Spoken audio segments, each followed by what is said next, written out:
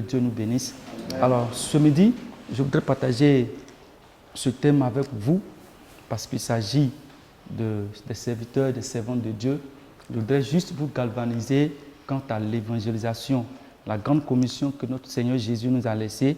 C'est pourquoi je voudrais parler de l'annonce de l'évangile, une nécessité.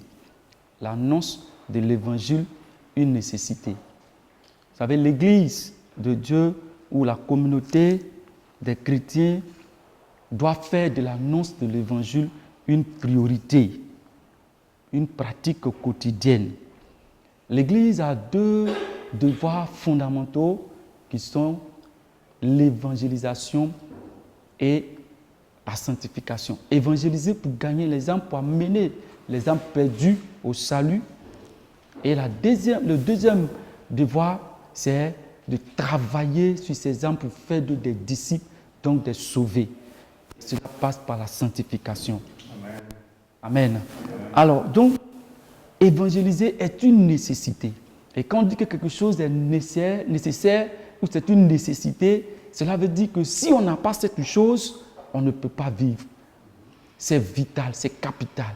Donc, l'annonce de l'évangile est une nécessité. Et c'est pourquoi je voudrais vous donner quelques raisons qui doivent nous motiver à annoncer l'évangile. Alors, cet après-midi, nous allons comprendre pourquoi annoncer l'évangile est une nécessité. La première raison pour laquelle annoncer l'évangile est une nécessité, c'est que l'évangile est le seul moyen pour entrer dans la famille de Dieu. C'est le seul moyen pour entrer dans la famille de Dieu. Pour être de la famille peut-être d'Assouma ou de la famille Gonke, il faut naître dans cette famille. Et pour être de la famille de Dieu, il faut naître dans la famille de Dieu. C'est pourquoi dans Jean le chapitre 1, le verset 12, il est dit, mais à tous ceux qui l'ont reçu, à ceux qui croient en son nom, elle leur a donné le pouvoir de devenir enfants de Dieu. À tous ceux qui l'ont reçu, qui ont reçu l'évangile, qui ont reçu la parole de Dieu, cette parole leur a donné le pouvoir de devenir enfants de Dieu. Donc pour appartenir à la famille de Dieu, il faut naître de la famille de Dieu, il faut accepter Christ, il faut accepter la parole de Dieu. C'est cette parole qui fait de nous enfants de Dieu. C'est la parole de Dieu, l'acceptation de la parole de Dieu qui fait de nous enfants de Dieu. Quand nous lisons 1 Jean le chapitre 3, le verset 9 à 11, la Bible dit que ceux qui sont nés de Dieu, et pour naître de Dieu, il faut la sémence de Dieu. Et cette sémence de Dieu, c'est la parole. Et c'est par là que se fait la différence entre les enfants de Dieu et les enfants du diable. Alléluia.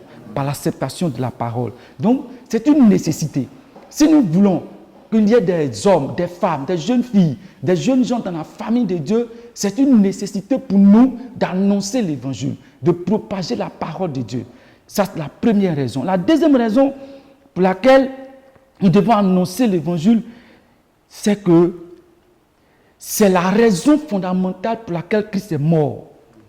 C'est la raison fondamentale pour laquelle Christ est mort. Sans cela, Christ ne serait pas venu et Christ ne mourrait pas sur la croix. Dans Romains le chapitre 5, le verset 6 à 8 que nous allons lire, dans Romains le chapitre 5, il est dit, à partir du verset 6, « Car lorsque nous étions encore sans force, Christ, au temps marqué, est mort pour les impies. À peine mourrait-on pour un juste.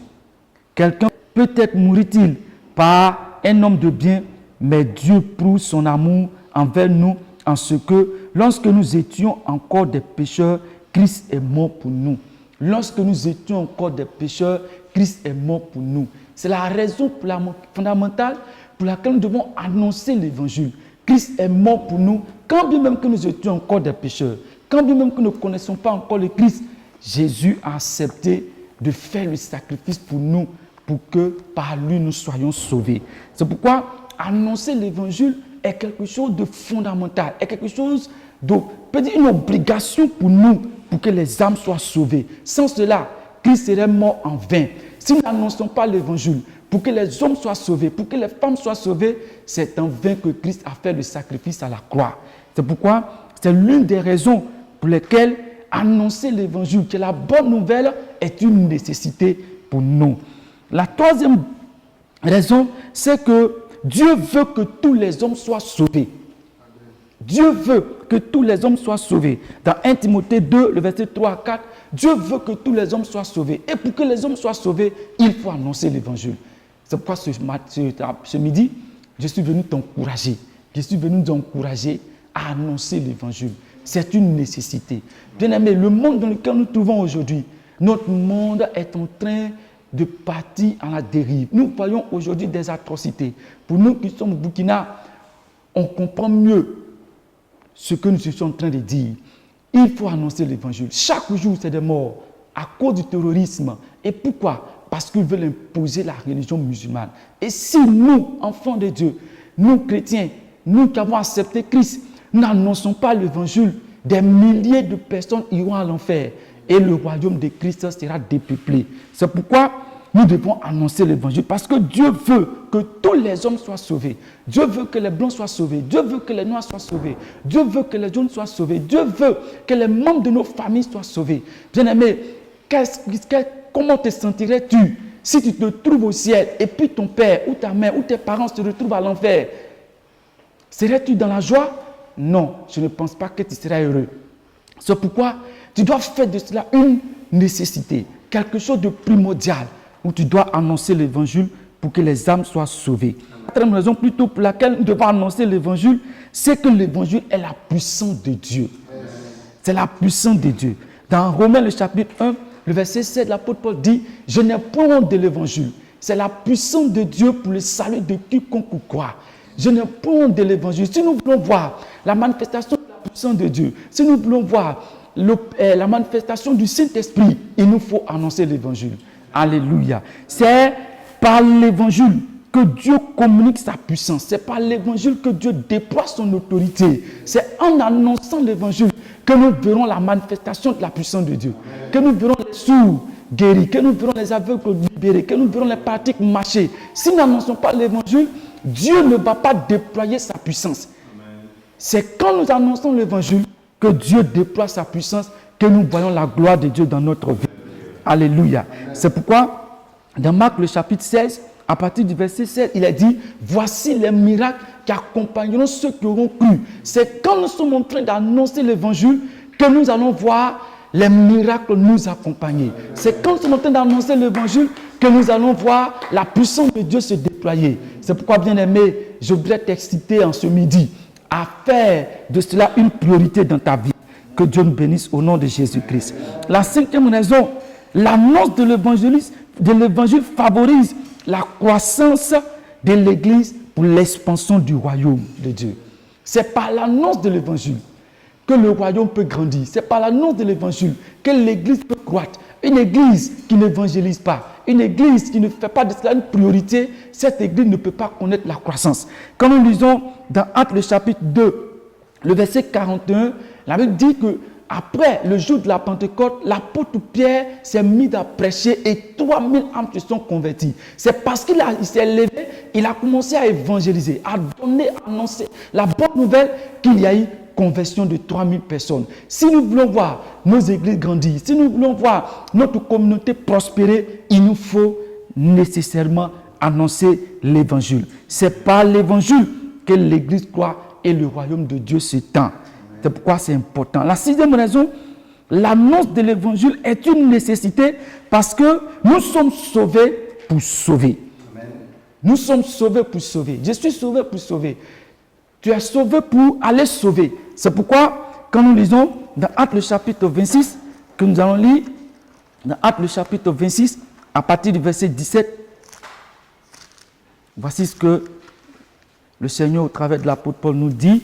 Il a dit, « Je t'ai choisi du milieu de ce peuple, du milieu des païens, vers qui je t'envoie, afin que tu leur ouvres les yeux, pour qu'ils passent des ténèbres à la lumière et de la puissance de Satan à Dieu, pour qu'ils reçoivent par la foi en moi le pardon des péchés et l'héritage avec le sanctifié. » Bien-aimés, nous connaissons l'histoire de l'apôtre Paul. Ce Paul qui était persécuteur de l'Église. Ce Paul qui avait mandat d'aller et de tuer, de persécuter, de détruire l'Église du Seigneur. La Bible dit que Christ est révélé à lui sur le chemin de Damas. Et là, Jésus va lui confier une mission. Cette mission, c'est que lui, Paul, était appelé à aller sauver les autres. Il dit, je t'ai choisi du milieu de ces païens. Bien-aimés, autrefois, nous étions aussi de leur nombre dans la prostitution, dans l'alcool, dans la cigarette. Nous étions sous l'emprise de Satan et ses démons. Et Christ, au temps manqué, est apparu et nous a sauvés, nous a délivrés. Il nous a rachetés. Aujourd'hui, nous nous réjouissons de ce que nous sommes enfants de Dieu. Mais bien aimés, ce n'est pas parce que Dieu veut que nous soyons dans la beauté, dans la gloire que nous a sauvés. L'objectif principal pour lequel Christ nous a sauvés, c'est que par nous, des âmes soient sauvées. Par nous, nos parents soient sauvés. Par toi, ta région doit être sauvée. Par toi, ta nation doit être sauvée. Par toi, le monde entier doit être sauvé. Alléluia. C'est pourquoi la sixième raison, c'est que nous sommes sauvés pour sauver. Bien-aimé, tu es sauvé pour sauver. Tu es sauvé pour apporter la vie, la lumière que tu as reçue, la puissance de Dieu que tu as reçue, la restauration que tu as reçue. Il y a quelqu'un qui se trouve quelque part à Korogo, qui n'a pas encore connu cette grâce. Il y a quelqu'un qui se trouve quelque part dans un pays sous l'emprise de Satan et ses démons. Il y a quelqu'un quelque part dans un campement où les esprits méchants sont en train de le martyriser. Il te faut aller sauver cette personne. C'est pourquoi que Christ t'a choisi. C'est pourquoi Dieu t'a appelé. Mon bien-aimé, c'est la raison, c'est l'une des raisons pour lesquelles nous devons nous lever, aller sauver. Le monde souffre, les hommes souffrent, les femmes souffrent. Regardez la jeunesse qui aujourd'hui est sous l'emprise de Satan et ses démons, les esprits méchants qui amènent notre jeunesse, oui, à la dérive, à la dépravation, à l'homosexualité, toutes ces pratiques, bien aimés, il nous faut aller les sauver. Il nous faut aller leur ouvrir les yeux. C'est pourquoi l'apôtre Paul dit, je t'ai choisi du milieu de ce peuple, du milieu des païens vers qui je t'envoie, pour que tu leur ouvres les yeux. Nous sommes appelés à faire ce travail. Que Dieu nous bénisse au nom de Jésus. La septième raison, ne pas annoncer l'évangile, c'est fermer la porte du ciel aux hommes perdus. Ne pas annoncer l'évangile, on ferme la porte du ciel.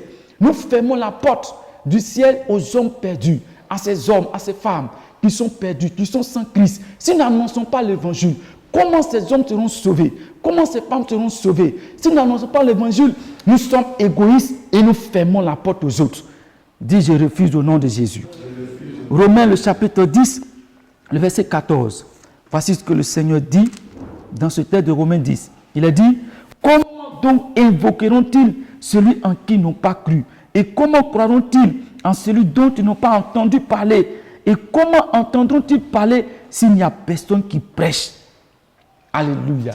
Comment ils vont entendre? Comment s'il n'y a personne qui prêche? C'est pourquoi tu es appelé à aller prêcher. Nous sommes appelés à aller annoncer l'évangile. Si nous ne faisons pas, nous fermons la porte du ciel. Si nous ne faisons pas, nous fermons le royaume des cieux aux hommes. Je voudrais illustrer cela par quelque chose. Nous sommes peut-être dans un village et il y a une épidémie, une maladie qui a frappé tout le village, où les hommes meurent chaque jour. Et puis il y a quelqu'un qui connaît le remède, qui a le médicament, et puis il est assis, tranquillement. Et chaque jour, c'est les morts. Chaque jour, les morts. Chaque jour, les morts. Et puis un jour, on découvre que cet homme-là, il a le médicament. Et il n'a rien fait et plusieurs sont morts. Mais bien aimé, on va traiter de cet homme-là qu'il est mauvais, qu'il est méchant. L'enfer est une réalité. Le péché détruit. Et la solution que Dieu a apportée, c'est Jésus-Christ. Si nous n'annonçons pas l'évangile, des milliers de personnes iront à l'enfer et nous serons traités de méchants. C'est pourquoi nous sommes appelés à annoncer l'évangile. Il est dit, et comment auront-ils, y a-t-il des prédicateurs s'ils n'ont pas été envoyés? Selon qu'il est écrit qu'il est beau, qu'ils sont beaux les pieds de ceux qui annoncent la paix, de ceux qui annoncent la bonne nouvelle. Mais bien aimé, il s'agit là encore des évangélistes. Dieu a besoin des évangélistes. Nous sommes arrivés à un moment où le Seigneur a besoin des hommes, a besoin des femmes qu'il va envoyer, des hommes et des femmes qui vont aller pour sauver des nations, pour sauver des royaumes, pour sauver des familles, pour sauver des tribus. Bien-aimé, c'est sur toi que Dieu veut porter le choix. Dieu t'attend quelque part pour sauver une âme. Dieu t'attend quelque part pour la libération d'un homme sous l'emprise de Satan et ses démons. Tu es le choix parfait de Dieu pour accomplir la volonté de Dieu pour le salut de l'humanité. Alléluia. Mais bien aimé, je voudrais m'arrêter là pour dire, annoncer l'évangile est un devoir du chrétien et même une obligation à laquelle l'Église doit se soumettre. Annoncer l'évangile est un devoir pour nous. C'est pourquoi l'apôtre Paul dit, malheur à moi si je n'annonce pas l'évangile. Nous aussi, si nous n'annonçons pas l'évangile, à notre époque, à notre ère, malheur à nous, parce que plusieurs iront à l'enfer. C'est pourquoi, bien-aimé, je suis venu t'encourager pour te dire, annoncer l'évangile est une nécessité, est quelque chose de vital. Que la grâce de Dieu soit sur nous, au nom de Jésus-Christ.